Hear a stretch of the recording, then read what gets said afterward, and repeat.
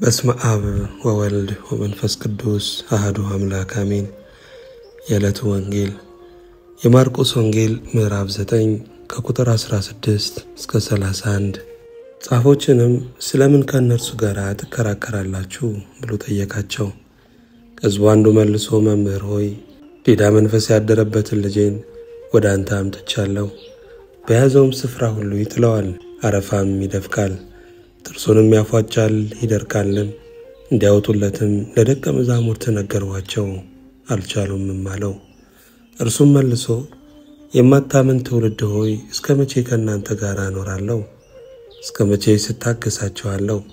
ወደ እኔ አምጡት አላቸው። ወደ እርሱም አመጡት። እርሱንም ባየ ጊዜ ያ መንፈስ ወዲያው አንፈራገጠው፣ ወደ ምድርም ወድቆ አረፋ እየደፈቀ ተንፈራፈረ። አባቱንም ይህ ከያዘው ስንት ዘመን ነው ብሎ ጠየቀው። እርሱም ከሕፃንነቱ ጀምሮ ነው። ብዙ ጊዜም ሊያጠፋው ወደ እሳትም ወደ ውሃም ጣለው። ቢቻል ግን እዘንልን እርዳንም አለው። ኢየሱስም ቢቻልህ ትላለህ? ለሚያምን ሁሉ ይቻላል አለው። ወዲያውም የብላቴናው አባት ጮኾ አምናለሁ፣ አለማመኔን እርዳው አለ። ኢየሱስም ሕዝቡ እንደገና ሲራወጥ አይቶ ርኩሱን መንፈስ ገሰጸና አንተ ዲዳ ደንቆሮም መንፈስ እኔ አዛለሁ፣ ከእርሱ ውጣ፣ እንግዲህም አትግባበት አለው። ጮኾም እጅግም አንፈራግጦት ወጣ። ብዙዎችም ሞተ እስኪሉ ድረስ እንደሞቱ ሆነ። ኢየሱስ ግን እጁን ይዞ አስነሳው፣ ቆመም። ወደ ቤትም ከገባ በኋላ ደቀ መዛሙርቱ እኛ ልናወጣው ያልቻለን ስለምንድን ነው ብለው ብቻውን ጠየቁት። ይህ ወገን በጸሎትና በጾም ካልሆነ በምንም ሊወጣ አይችልም አላቸው። ከዚያም ወጥተው በገሊላ በኩል አለፉ። ደቀ መዛሙርቱን የሚያስተምር ስለነበር ማንም ያውቅ ዘንድ አልወደደም። ለእነርሱም የሰው ልጅ በሰዎች እጅ አልፎ ይሰጣል፣ ይገሉትማል፣ ተገድሎም በሦስተኛው ቀን ይነሳል ይላቸው ነበረ። ምስጋና ለእግዚአብሔር ይሁን። የሐዋርያው የቅዱስ ጳውሎስ መልእክት ወደ ፊልጵስዩስ ምዕራፍ 3 ከቁጥር 1 እስከ ፍጻሜ። በቀረውስ ወንድሞች ሆይ በጌታ ደስ ይበላችሁ። ስለ አንድ ነገር መልሼ ልጽፍላችሁ እኔን አይታክተኝም፣ ለእናንተ ግን ደህና ነው። ከውሾች ተጠበቁ፣ ከክፎችም ሠራተኞች ተጠበቁ፣ ከሐሰተኛም መገረዝ ተጠበቁ። እኛ በመንፈስ እግዚአብሔርን የምናመልክ በክርስቶስ ኢየሱስም የምንመካ በሥጋም የማንታመን እኛ የተገረዝን ነንና። እኔ ግን በሥጋ ደግሞ የምታመንበት አለኝ። ሌላ ሰው ማንም ቢሆን በሥጋ የሚታመንበት እንዳለው ቢመስለው እኔ እበልጠዋለሁ። በስምንተኛው ቀን የተገረዝሁ ከእስራኤልም ትውልድ ከብንያም ወገን ከዕብራውያን ዕብራዊ ነኝ። ስለ ሕግ ብትጠይቁኝ ፈሪሳዊ ነበርሁ። ስለ ቅንዓት ብትጠይቁ ቤተ ክርስቲያንን አሳዳጅ ነበርሁ። በሕግ ስለሚገኝ ጽድቅ ብትጠይቁ ያለ ነቀፋ ነበርሁ። ነገር ግን ለእኔ ረብ የነበረውን ሁሉ ስለ ክርስቶስ እንደ ጉዳት ቆጥሬዋለሁ። አዎን በእውነት ከሁሉ ይልቅ ስለሚበልጥ ስለ ክርስቶስ ኢየሱስ ስለ ጌታዬ እውቀት ነገር ሁሉ ጉዳት እንዲሆን እቆጥራለሁ። ስለ እርሱ ሁሉን ተጎዳው፣ ክርስቶስንም አገኝ ዘንድ። በክርስቶስም በማመን ያለው ጽድቅ ማለት በእምነት ከእግዚአብሔር ዘንድ ያለው ጽድቅ እንጂ ከሕግ ለእኔ ያለው ጽድቅ ሳይሆንልኝ በእርሱ እገኝ ዘንድ ሁሉን እንደ ጉድፍ እቆጥራለሁ። እርሱንና የትንሣኤውን ኃይል እንዳውቅ በመከራውም እንድካፈል ወደ ሙታንም ትንሣኤ ልደርስ ቢሆንልኝ በሞቱ እንድመስለው እመኛለሁ። አሁን እንዳገኘሁ ወይም አሁን ፍጹም እንደሆንሁ አይደለም፣ ነገር ግን ስለ እርሱ በክርስቶስ ኢየሱስ የተያዝሁበትን ያን ደግሞ እይዛለሁ ብዬ እፈጥናለሁ። ወንድሞች ሆይ እኔ ገና እንዳልያዝሁት እቆጥራለሁ። ነገር ግን አንድ ነገር አደርጋለሁ፣ በኋላዬ ያለውን እየረሳሁ በፊቴ ያለውን ለመያዝ እዘረጋለሁ። በክርስቶስ ኢየሱስ ከፍ ከፍ ያለውን የእግዚአብሔርን መጥራት ዋጋ እንዳገኝ ምልክትን እፈጥናለሁ። እንግዲህ ፍጹማን የሆንን ሁላችን ይህንን እናስብ። በአንዳች ነገርም ልዩ ሐሳብ ቢኖራችሁ እግዚአብሔር ይህን ደግሞ ይገልጥላችኋል። ሆኖም በደረስንበት በዚያ እንመላለስ። ወንድሞች ሆይ እኔን የምትመስሉ ሁኑ፣ እኛም እንደ ምሳሌ እንደምንሆንላችሁ እንዲሁ የሚመላለሱትን ተመልከቱ። ብዙዎች ለክርስቶስ መስቀል ጠላቶች ሆነው ይመላለሳሉና ብዙ ጊዜ ስለ እነርሱ አልኋችሁ፣ አሁንም እንኳን እያለቀስኩ ላለው መጨረሻቸው ጥፋት ነው። ወዳቸው አምላካቸው ነው፣ ክብራቸውም በነውራቸው ነው። ሐሳባቸው ምድራዊ ነው፣ እኛ ሀገራችን በሰማይ ነውና። ከዚያም ደግሞ የሚመጣ መድኃኒትን እርሱንም ጌታን ኢየሱስ ክርስቶስን እንጠባበቃለን። እርሱም ሁሉን እንኳን ለራሱ ሊያስገዛ እንደሚችልበት አሰራር ክቡር ሥጋውን እንዲመስል የተዋረደውን ሥጋችንን ይለውጣል። ምስጋና ለእግዚአብሔር ይሁን። ሁለተኛይቱ የሐዋርያው የቅዱስ ዮሐንስ መልእክት ምዕራፍ 1 ከቁጥር 1 እስከ 7። በእኛ ስለሚኖርና ከእኛ ጋር ለዘላለም ስለሚሆን እውነት እኔ ሽማግሌው በእውነት ለምወዳቸውና እኔ ብቻ ሳልሆን እውነትን የሚያውቁ ሁሉ ደግሞ ለሚወዷቸው ለተመረጠች እመቤትና ለልጆቿ ከእግዚአብሔር አብና ከአብ ልጅ ከኢየሱስ ክርስቶስ ጸጋና ምሕረት ሰላምም በእውነትና በፍቅር ከእኛ ጋር ይሆናሉ። ትእዛዝን ከአብ እንደተቀበልን ከልጆችሽ በእውነት የሚሄዱ አንዳንዶችን ስላገኘኋቸው እጅግ ደስ ብሎኛል። አሁንም እመቤት ሆይ እርስ በርሳችን እንድንዋደድ እለምንሻለሁ። ይህች ከመጀመሪያ በእኛ ዘንድ የነበረች ትእዛዝ ናት እንጂ አዲስ ትእዛዝን እንደምጽፍልሽ አይደለም። እንደ ትእዛዛቱም እንሄድ ዘንድ ይህ ፍቅር ነው። ከመጀመሪያ እንደሰማችሁ በእርሷ ትሄዱ ዘንድ ትእዛዙ ይህች ናት። ብዙ አሳቾች ወደ ዓለም ገብተዋልና እነርሱም ኢየሱስ ክርስቶስ በሥጋ እንደመጣ የማያምኑ ናቸው። ይህ አሳቹና የክርስቶስ ተቃዋሚው ነው። ሙሉ ደሞዝን እንድትቀበሉ እንጂ የሠራችሁትን እንዳታጠፉ ለራሳችሁ ተጠንቀቁ። ለሚወጣ ሁሉ በክርስቶስም ትምህርት ለማይኖር ሰው አምላክ የለውም። በክርስቶስ ትምህርት ለሚኖር አብና ወልድ አሉት። ማንም ወደ እናንተ ቢመጣ ይህንንም ትምህርት ባያመጣ በቤታችሁ አትቀበሉት፣ ሰላምም አትበሉት። ሰላም የሚለው ሰው በክፉ ሥራው ይካፈላልና። እንድጽፍላችሁ የምፈልገው ብዙ ነገር ሳለኝ በወረቀትና በቀለም ልጽፈው አልወድም። ዳሩ ግን ደስታችሁ ፍጹም እንዲሆን ወደ እናንተ ልመጣ አፍ ለአፍም ልናገራችሁ ተስፋ አደርጋለሁ። የተመረጠችው የእህትሽ ልጆች ሰላምታ ያቀርቡልሻል። ምስጋና ለእግዚአብሔር ይሁን። የሐዋርያት ሥራ ምዕራፍ 1 ከቁጥር 1 እስከ 7። ቴዎፍሎስ ሆይ ኢየሱስ የመረጣቸውን ሐዋርያትን በመንፈስ ቅዱስ ካዘዛቸው በኋላ እስካረገበት ቀን ድረስ ያደርገውና ያስተምረው ዘንድ ስለጀመረው ሁሉ መጀመሪያውኑ ነገር ጻፍሁልህ። ደግሞ 40 ቀን እየታያቸው ስለ እግዚአብሔር መንግሥት ነገር እየነገራቸው በብዙ ማስረጃ ከሕማማቱ በኋላ ሕያው ሆኖ ለእነርሱ ራሱን አሳያቸው። ከእነርሱም ጋር አብሮ ሳለ ከኢየሩሳሌም እንዳይወጡ አዘዛቸው። ነገር ግን ከእኔ የሰማችሁትን አብ የሰጠውን የተስፋ ቃል ጠብቁ። ዮሐንስ በውኃ አጥምቆ ነበርና እናንተ ግን ከጥቂት ቀን በኋላ በመንፈስ ቅዱስ ትጠመቃላችሁ አለ። እነርሱም በተሰበሰቡ ጊዜ ጌታ ሆይ በዚህ ወራት ለእስራኤል መንግሥትን ትመልሳለህን ብለው ጠየቁት። እርሱም አብ በገዛ ሥልጣኑ ያደረገውን ወራትንና ዘመናትን ታውቁ ዘንድ ለእናንተ አልተሰጣችሁም። ምስጋና ለእግዚአብሔር ይሁን። የሉቃስ ወንጌል ምዕራፍ 22 ከቁጥር 1 እስከ 24። ፋሲካም የሚባለው የቂጣ በዓል ቀረበ። የካህናት አለቆችና ጻፎችም እንዴት እንዲያጠፉት ይፈልጉ ነበር፣ ሕዝቡን ይፈሩ ነበርና።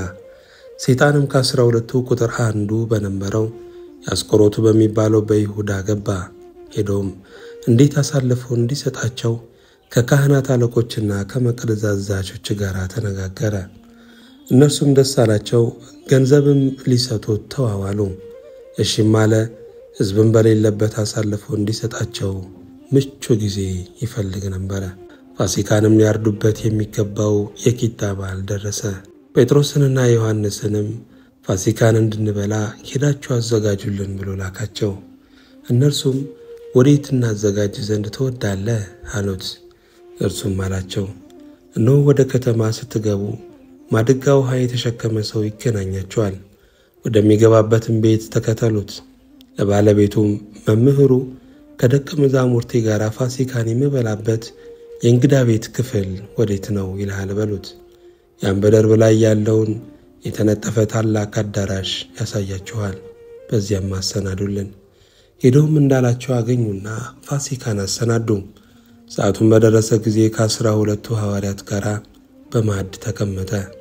እርሱም ከመከራዬ በፊት ከእናንተ ጋር ይህንን ፋሲካ ልበላ እጅግ እመኝ ነበር እላችኋለሁና በእግዚአብሔር መንግሥት እስኪፈጸም ድረስ ወደፊት ከዚህ አልበላም አላቸው።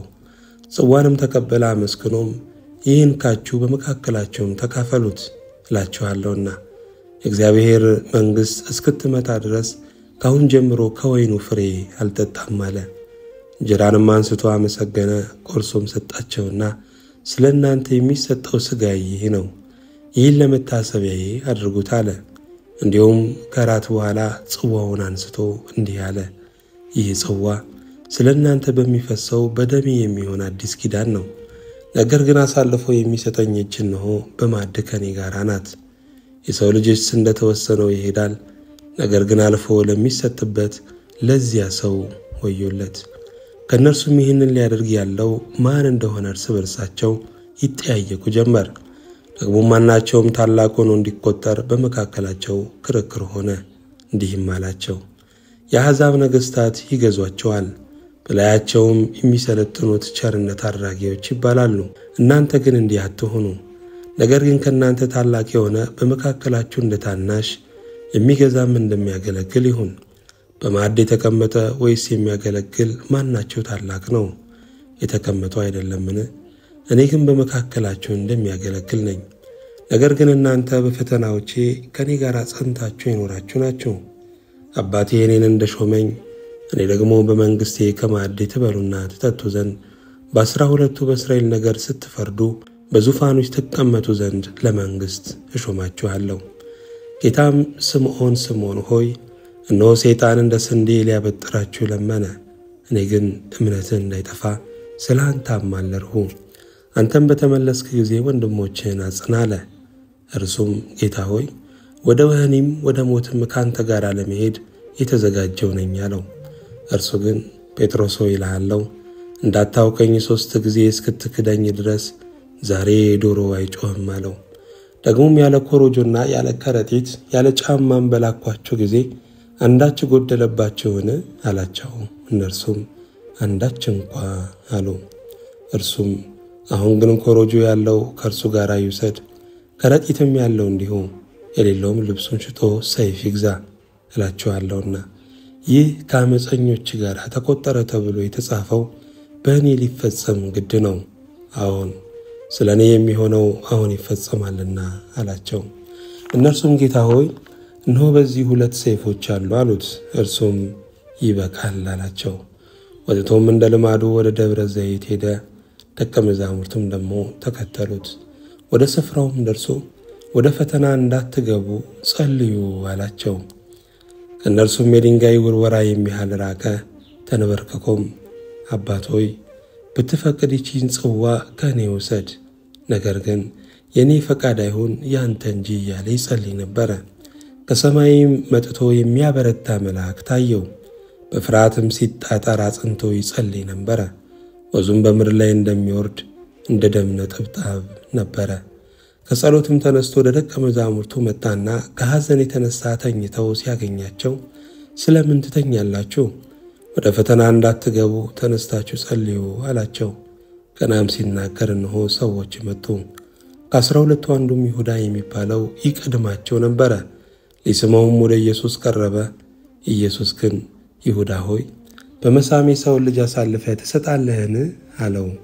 በዙሪያውም የነበሩት የሚሆነውን ባዩ ጊዜ ጌታ ሆይ በሰይፍ እንምታቸውን? አሉት።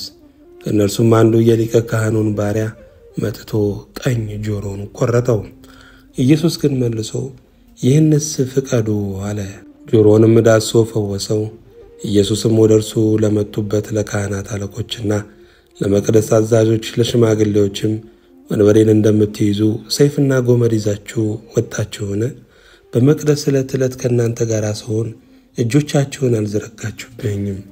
ይህ ግን ጊዜያችሁና የጨለመው ሥልጣን ነው አላቸው። ይዘውም ወሰዱት፣ ወደ ሊቀ ካህናት ቤትም አገቡት። ጴጥሮስም ሩቆ ይከተለው ነበረ። በግቢ መካከልም እሳት አንድደው በአንድነት ተቀምጠው ሳሉ ጴጥሮስ በመካከላቸው ተቀመጠ። በብርሃኑም በኩል ተቀምጦ ሳለ አንዲት ገረድ አየችውና ትኩር ብላ ይህ ደግሞ ከእርሱ ጋር ነበር አለች። እርሱ ግን አንቺ ሴት አላውቀውም ብሎ ካደ። ከጥቂት ጊዜም በኋላ ሌላው አይቶት አንተ ደግሞ ከእነርሱ ወገን ነህ አለው። ጴጥሮስ ግን አንተ ሰው እኔ አይደለሁም አለ። አንድ ሰዓትም የሚያህል ቆይቶ ሌላው አስረግጦ እርሱ የገሊላ ሰው ነውና በእውነት ይህ ደግሞ ከእርሱ ጋር ነበር አለ። ጴጥሮስ ግን አንተ ሰው የምትለውን አላውቀውም አለ። ያን ጊዜም ገና ሲናገር ዶሮ ጮኸ። ጌታም ዘወር ብሎ ጴጥሮስን ተመለከተው። ጴጥሮስም ዛሬ ዶሮ ሳይጮህ 3 ጊዜ ትክደኛለህ እንዳለው የጌታ ቃል ትዝ አለው። ጴጥሮስም ወደ ውጭ ወጥቶ ምርር ብሎ አለቀሰ። ኢየሱስንም የያዙ ሰዎች ይዘብቱበትና ይደበድቡት ነበረ። ሸፍነውም ፊቱን ይመቱት ነበረና በጥፊ የመታህ ማን ነው? ትንቢት ተናገር እያሉ ይጠይቁት ነበር። ሌላም ብዙ ነገር እየተሳደቡ በእርሱ ላይ ይናገሩ ነበር። በነጋም ጊዜ የሕዝቡ ሽማግሌዎችና የካህናት አለቆች ጻፎችም ተሰብስበው ወደ ሸንጓቸው ወሰዱትና ክርስቶስ አንተ ነህን? ንገረን አሉት። እርሱ ግን እንዲህ አላቸው፣ ብነግራችሁ አታምኑም፣ ብጠይቅም አትመልሱልኝም። ነገር ግን ካሁን ጀምሮ የሰው ልጅ በእግዚአብሔር ኃይል ቀኝ ይቀመጣል። ሁላቸውም እንግዲያስ አንተ የእግዚአብሔር ልጅ ነህን? አሉት። እርሱም እኔ እንደሆንሁ እናንተ ትላላችሁ አላቸው። እነርሱም ራሳችን ካፉ ሰምተናልና ከእንግዲህ ወዲህ ምን ምስክር ያስፈልገናል አሉ። ምስጋና ለእግዚአብሔር ይሁን።